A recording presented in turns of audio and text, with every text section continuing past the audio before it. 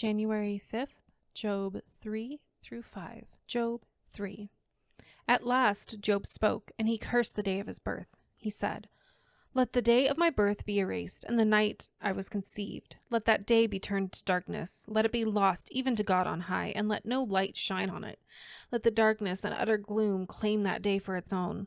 Let a black cloud overshadow it, and let the darkness terrify it. Let that night be blotted off the calendar, never again to be counted among the days of the year, never again to appear among the months. Let that night be childless, let it have no joy.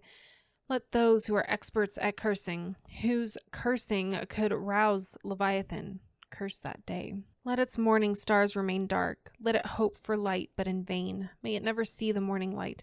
Curse that day for failing to shut my mother's womb, for letting me be born to see all this trouble. Why wasn't I born dead? Why didn't I die as I came from the womb? Why was I laid on my mother's lap? Why did she nurse me at her breasts? Had I died at birth, I would now be at peace. I would be asleep and at rest. I would rest with the world's kings and prime ministers, whose great buildings now lie in ruins. I would rest with princes rich in gold, whose palaces were filled with silver. Why wasn't I buried like a stillborn child, like a baby who never lives to see the light? For in death the wicked cause no trouble, and the weary are at rest. Even captives are at ease in death, with no guards to curse them. Rich and poor are both there, and the slave is free from his master. Oh, why give light to those in misery, and life to those who are bitter? They long for death, and it won't come. They search for death more eagerly than for hidden treasure. They're filled with joy when they finally die, and rejoice when they find the grave. Why is life given to those with no future, those God has surrounded with difficulties? I cannot eat for sighing. My groans pour out like water. What I always feared has happened to me. What I dreaded has come true. I have no peace, no quietness. I have no rest. Only trouble comes. Job 4. Then Eliphaz the Temanite replied to Job, "Will you be patient and let me say a word? For who could keep from speaking out? In the past you have encouraged many people. You have strengthened those who were weak. Your words have supported those who were falling. You encourage those with shaky knees. But now when trouble strikes, you lose heart. You are terrified when it touches you. Doesn't your reverence for God give you confidence? Doesn't your life of integrity give you hope? Stop and think. Do the innocent die? When have the upright been destroyed? My experience shows that those who plant trouble and cultivate evil will harvest the same. A breath from God destroys them. They vanish in a blast of his anger. The lion roars and the wildcat snarls, but the teeth of strong lions will be broken. The fierce lion will starve for lack of prey, and the cubs of the lioness will be scattered. This truth was given to me in secret, as though whispered in my ear. It came to me in a disturbing vision at night, when people are in deep sleep. Fear gripped me, and my bones trembled. A spirit swept past my face, and my hair stood on end. The spirit stopped, but I couldn't see its shape. There was a form before my eyes. In the silence, I heard a voice say, "Can a mortal be innocent before God? Can anyone be pure before the Creator?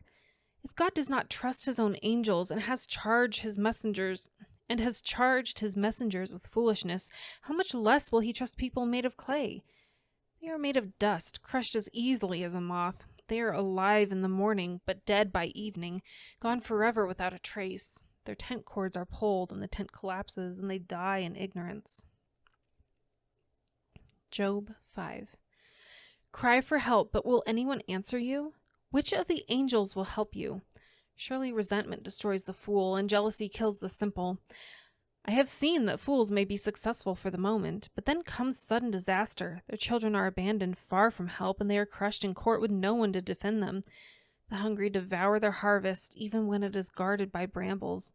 The thirsty pant after their wealth, but evil does not spring from the soil, and trouble does not sprout from the earth. People are born for trouble, as readily as sparks fly up from a fire. If I were you, I would go to God and present my case to him. He does great things too marvelous to understand. He performs countless miracles. He gives rain for the earth and water for the fields. He gives prosperity to the poor and protects those who suffer. He frustrates the plans of schemers, so the work of their hands will not succeed. He traps the wise in their own cleverness, so their cunning schemes are thwarted.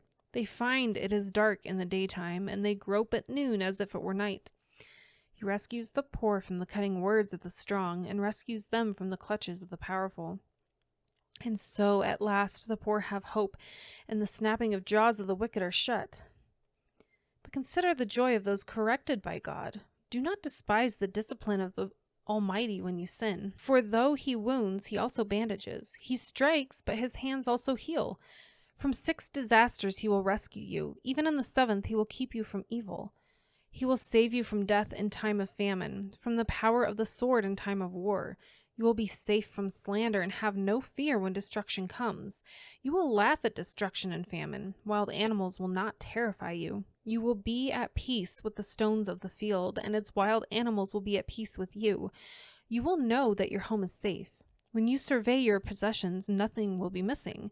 You will have many children. Your descendants will be as plentiful as grass. You will go to the grave at a ripe old age, like a sheaf of grain harvested at the proper time.